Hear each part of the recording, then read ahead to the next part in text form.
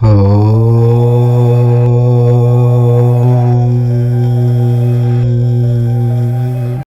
బుధవారం రోజు మర్చిపోకుండా రాత్రికి బియ్యం మరియు కుంకుమతో ఇలా చేయండి. ఇలా చేస్తే విపరీత రాజయోగం పట్టి కోట్లు కొల్లగొడుతూ ఉంటారు. గంటలోని ఫలితాన్ని పొందుతారు. కాబట్టి బుధవారం రోజు పసుపు కుంకుమతో ఇలా చేయండి. ఇలా చేయటం వలన చాలా అద్భుత ఫలితాలు వస్తాయి. చాలా మంచి రిజల్ట్ని చూడగలుగుతారు. ఈ పరిహారం చేయటం వలన అనేక రకాల కష్టాల నుండి బయటపడగలుగుతారు. అన్ని విధాలుగా కలిసి రావడానికి అవకాశం ఉంటుంది. మీకు ఎలాంటి ఇబ్బంది లేకుండా చక్కగా ధనం కలిసి వస్తుంది.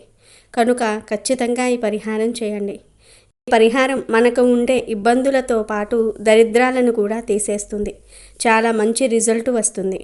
మానవులందరూ నరకన్ను వలన, నరదృష్టి వలన ఎంతో బాధపడిపోతూ ఉంటారు. ఆ నరదృష్టి వలన ఎంతోమంది నాశనం అయిపోయిన వారు కూడా ఉన్నారు. అటువంటి నరదృష్టి నుండి మీరు బయటపడాలన్నా, ఎలాంటి ఇబ్బందుల నుండి బయటికి రావడానికి కూడా ఈ పరిహారం చేసుకోవచ్చు. కాబట్టి బుధవారం రోజు తప్పనిసరిగా ఈ పరిహారం చేయండి.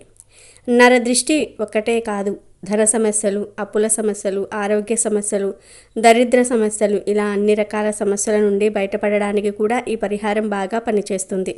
కనుక ధన సమస్యలు ఉన్నవారు, అప్పుల బాధలు ఉన్నవారు, ఆరోగ్య సమస్యలు ఉన్నవారు, దరిద్ర బాధలు ఉన్నవారు, ఇలా అందరూ కూడా ఈ పరిహారాన్ని చేసుకోవచ్చు.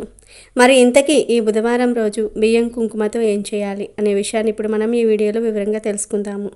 అంతకన్నా ముందు చంద్రవంశం ఎలా వచ్చిందో తెలిపే పురాణ కథను విందాం. అత్రి మహర్షి బ్రహ్మ మానస పుత్రుడు. అత్రి మహర్షికి అనసూయందు బ్రహ్మశివకేశవాంశాలతో చంద్రుడు, దుర్వాసురుడు, దత్తాత్రేయుడు అనే 3 కుమారులు జన్మించారు. చంద్రుడు బ్రహ్మాంశతో జన్మించాడు. చిన్నతనంలోన చంద్రుడు దీక్షతో బ్రహ్మను గూర్చి తపస్సు చేశాడు.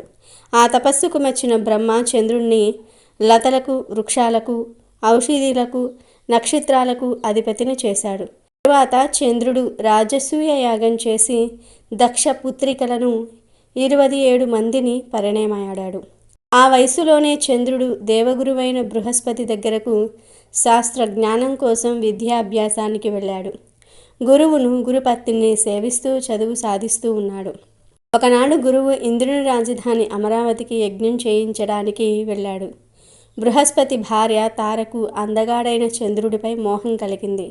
ఆమె కవ్వింపు చర్యలకు యువకుడైన చంద్రుడు ఆకర్షితుడయ్యాడు.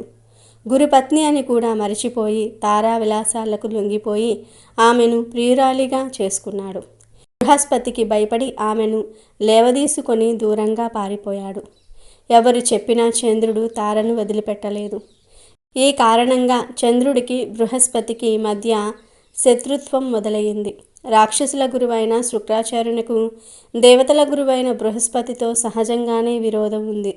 అందువలన శుక్రాచార్యులు, రాక్షస వీరులు కలిసి చంద్రుని పక్షం చేరి బృహస్పతిని ఎదిరించారు. దేవేంద్రుడు దేవతలతో కలిసి బృహస్పతికి అండగా నిలిచాడు. తార విషయంగా 2 వర్గాల మధ్య పెద్ద యుద్ధం జరిగింది. 2 పక్షాలలో చాలామంది మరణించారు. బృహస్పతి తండ్రి అయిన అంగీరసుడు ఈ సమస్యని ఎలాగైనా సరే పరిష్కరించమని బ్రహ్మదేవుడిని వేడుకున్నాడు. బ్రహ్మదేవుడు వచ్చి చంద్రుణ్ణి మందలించి తారను బృహస్పతికి ఇప్పించాడు.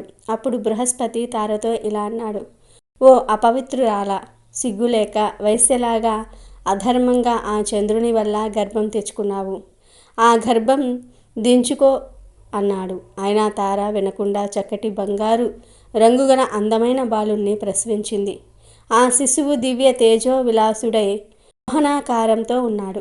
ఆ బాలుణ్ణి చూసిన తర్వాత బృహస్పతి, చంద్రుడు ఆ బిడ్డ నాదంటే నాదని వాదులాడుకుంటూ ఉన్నారు. తగువు తీర్చడానికి వచ్చిన దేవతలు, మునులు ఈ విషయం తల్లి మాత్రమే చెప్పగలరని నిర్ణయించారు. బ్రహ్మదేవుడు తారను ఒంటరిగా పిలిచి ఆ బాలుడి తండ్రి ఎవరో చెప్పమన్నాడు. తార సిగ్గుపడుతూ ఆ బాలుడు తనకు చంద్రుని వల్ల పుట్టాడని చెప్పింది. అప్పుడు బ్రహ్మ ఆ బాలుడికి బుధుడు అని నామకరణం చేసి చంద్రుడికి అప్పగించాడు. కానీ తన భార్య వేరే పురుషుడి సంతానానికి జన్మ ఇచ్చిందని తెలిసి బృహస్పతికి ఎంతో కోపం వచ్చింది. స్త్రీ పురుషులు ఎవరూ కాక నువ్వు నపుంసుడిగా ఉండగలవు అని బుధుణ్ణి శపించాడు.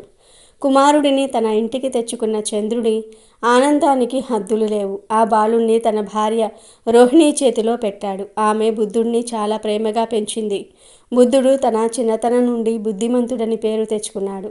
పెరిగి పెద్దవాడై అడవిలో ఒక ఆశ్రమాన్ని నిర్మించుకొని తపస్సు చేసి అధిక తేజోమూర్తి అయి గ్రహమండలంలో చోటు సాధించుకున్నాడు. సూర్యభగవానునికి విశ్వకర్మ కుమార్తె సంజన ద్వారా వైవస్వతుడు జన్మించాడు. ఆయన 7వ మనువుగా ప్రసిద్ధుడు. వైవస్వత మనువుకు 90 కొడుకులు. వారు వివిధ భూమండలాలకు పరిపాలకులుగా నియమితులయ్యారు. వైవస్వతుడు మరలా భాగ్యవంతుడైన ఇంకొక పుత్ర సంతానం కోసం పుత్ర కామేష్టి యాగం చేశాడు. యాగం చేసేటప్పుడు మనువు భార్య హోతను ఆశ్రయించి కూతురు పుట్టేటట్లుగా చేయమని కోరి వ్రతాన్ని ఆచరించి హోత యజ్ఞగుండాన్ని సమర్పించి కూతురు కలుగుగాక అని చెప్పి హవిస్సును సమర్పించాడు. హోత చేసిన ఈ చర్య వల్ల పుత్రునకు బదులుగా ఒక పుత్రిక జన్మించింది. ఆ బిడ్డ పేరు ఇలా. కొడుకు కావాలని యజ్ఞం చేస్తే కూతురు ఎందుకు పుట్టిందో తెలుసుకోవాలని మనువు వశిష్ఠుడి వద్దకు వెళ్ళి అడిగాడు. వశిష్ఠుడు దివ్య దృష్టితో జరిగింది తెలుసుకున్నాడు. రాజా, హోత చేసిన తప్పు వల్ల ఇలా జరిగింది. అయినా నువ్వు విచారించకు, నేను పరిష్కారం ఆలోచిస్తాను అన్నాడు. పూజ్యుడైన వశిష్ఠుడు మనువు కూతురు మగతనం కోసం ఏకాగ్రత చిత్తంతో శ్రీహరిని ప్రార్థించాడు. శ్రీహరి మెచ్చి ముని కోరిన వరాన్ని అనుగ్రహించాడు. ఆ కారణంగా ఇలా మగవాడిగా మారి సుద్యుమ్యుడు అనే పేరుతో పెరుగుతూ ఉంది. ఆ సుద్యుమ్యుడు రాజ్యం చేస్తూ ఒకనాడు తన మంత్రులతో కలిసి కారడవికి వేటకు బయలుదేరాడు. క్రూర జంతువులను వేటాడుతూ ఉత్తర దిక్కుగా వెళ్ళి మేరుపర్వతం దగ్గర ఉన్న కుమారవనం చేరాడు. ఆ కుమారవనంలో పార్వతీ పరమేశ్వరులు ఏకాంతంగా విహరిస్తూ ఉండేవారు. ఆ వనంలో కాలు పెట్టగానే రాజు వెంట వచ్చిన వారు అందరూ స్త్రీలుగా మారిపోయారు. పూర్వం శివుని దర్శించాలనే కోరికతో కొందరు మునులు ఆ అడవిలో తిరుగుతూ కుమారవనంలో ప్రవేశించారు.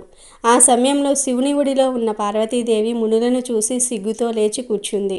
దూరం నుండి గమనించిన మునులు శివ దర్శనానికి సరైన సమయం కాదని తలిచి బదరీవనానికి వెళ్ళిపోయారు. తర్వాత భగవంతుడైన పరమేశ్వరుడు తన ప్రియసఖి వేడుక కోసం ఈ కుమారవనంలోనికి ఎవరు ప్రవేశించినా స్త్రీలుగా మారిపోవుగాక అని పలికాడు. ఆ కారణంగానే సుద్యుమ్యుడు తిరిగి స్త్రీగా మారిపోయాడు. ఈ విధంగా రాజకాంత అయిన సుద్యుమ్యుడు తాను స్త్రీ విలాసాలు కనబరుస్తూ తన చెలికత్తెలతో కలిసి దైవవశాత్తు చంద్రుని కొడుకైన బుధుని ఆశ్రమాన్ని చేరి అక్కడ విహరించసాగింది. రాజకుమార్తె చంద్రుని కొడుకును చూసింది. బుధుడు కూడా ఆమెను చూశాడు. ఆమె తన అందంతో శృంగార చేష్టలతో బుధుడిని ఆకర్షించి వలపించి పరిణయమాడింది. ఆ బుధ ఇలా దంపతులకు పురూరవుడు జన్మించాడు. ఆ పురూరుడికి ఊర్వశికి ఆయువు, ధీమంతుడు, మానసుడు, విశ్వాసుడు, శతాయువు, చిరాయువు అనే పుత్రులు పుట్టారు. వారి ద్వారా చంద్రవంశం వృద్ధి చెందింది. విషయంలోనికి వస్తే బియ్యం అనేవి చాలా పవిత్రమైనవి. బియ్యం లేకుండా ఏ మనిషి కూడా జీవించలేడు.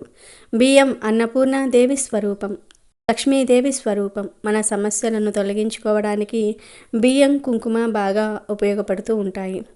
ఏమీ లేదు, చక్కగా ఈ బుధవారం రోజు చక్కగా సాయంత్రం 6 దాటిన తర్వాత అంటే రాత్రి సమయంలో పిడికెడు బియ్యాన్ని తీసుకుని దానిలో 1/2 స్పూన్ కుంకుమను కలపండి. దీనిలో 1 చుక్క నువ్వుల నూనెను కూడా కలపండి. బియ్యం చాలా శక్తివంతమైనవి. మన ఇబ్బందులను, దరిద్రాలను, కష్టాలను తొలగించే శక్తి బియ్యానికి ఉంది కనుక బియ్యంలో కుంకుమను కలపండి. కుంకుమ కూడా మామూలుది కాదు. కుంకుమకు కూడా విపరీత శక్తులు ఉంటాయి. కుంకుమతో ఎటువంటి పరిహారాలు చేసినా చాలా మంచి ఫలితాలు వస్తాయి. కనుక ముందు పిడికెడు బియ్యంలో కుంకుమ కలిపి ఎర్రటి అక్షింతలను తయారు చేసుకోండి. తర్వాత ఈ అక్షింతలను ఒక ప్లేట్లో వేయండి. రాగి లేదా ఇత్తడి లేదా వెండి పళ్ళెంలో వేసి తర్వాత ఈ అక్షింతల మీద 1/2 స్పూన్ అంత జీలకర్రను వేయండి. ఎందుకంటే జీలకర్రకు నరదృష్టిని, చెడు శక్తులను లాగేసుకునే పవర్ ఉంటుంది కనుక జీలకర్రను అక్షింతల పైన వేయండి. తర్వాత ఈ జీలకర్ర పైన 1 తమలపాకును వేయండి. ఆ తమలపాకు మీద 1 కర్పూరం బిళ్ళను కూడా వేయండి. అలా పెట్టేసిన తర్వాత ఈ ప్లేట్ను మీ కుడి చేతితో పట్టుకుని ఒక్కసారి ఇల్లంతా తిరిగేయండి. బాత్రూమ్ తప్పించి మిగిలిన అన్ని గదుల్లో తిరిగేసి చివరిలో ఈ ప్లేట్ను తీసుకుని వెళ్ళి మీ వంటగదిలో గ్యాస్ పొయ్యికి కుడి పక్కన కానీ గ్యాస్ పొయ్యి పైన కానీ పెట్టండి. పెట్టి అగ్గిపుల్లతో ఆ కర్పూరం బిళ్ళను వెలిగించండి. ఆ కర్పూరం వెలుగుతున్నంతసేపు మీరు అక్కడే ఉండి మనసులో మీకు ఉన్న కోరికను చెప్పుకోండి. కర్పూరం ఆరిపోయిన తర్వాత ఆ ప్లేట్ను అక్కడే వదిలివేసి మీరు మీ పనులు చూసుకోండి. మళ్ళీ మరునాడు ఉదయం వంటగదిలోనికి వెళ్ళినప్పుడు ఆ ప్లేట్ను తీసి ఆ ప్లేట్లోని బియ్యాన్ని, జీలకర్రను కాకులకు కానీ, పక్షులకు కానీ, గోవులకు కానీ ఆహారంగా వేసేయండి. తమలపాకును మాత్రం ఏదైనా సరే చెట్టు మొదట్లో పడేయండి. ఇలా ఈ చిన్న పరిహారం చేసుకుంటే మీకు ఉండే చెడంతా కూడా పోతుంది. ధన సమస్యలు పోతాయి, అప్పులన్నీ కూడా పోతాయి. విపరీత రాజయోగం పట్టి కోట్లు సంపాదించే స్థాయికి వెళ్తారు. కాబట్టి రేపు బుధవారం రోజు మీరు కూడా రాత్రి సమయంలో ఎర్రటి అక్షింతలతో ఈ చిన్న పరిహారాన్ని చేసి శుభ ఫలితాలను పొంది ఆనందంగా జీవించండి.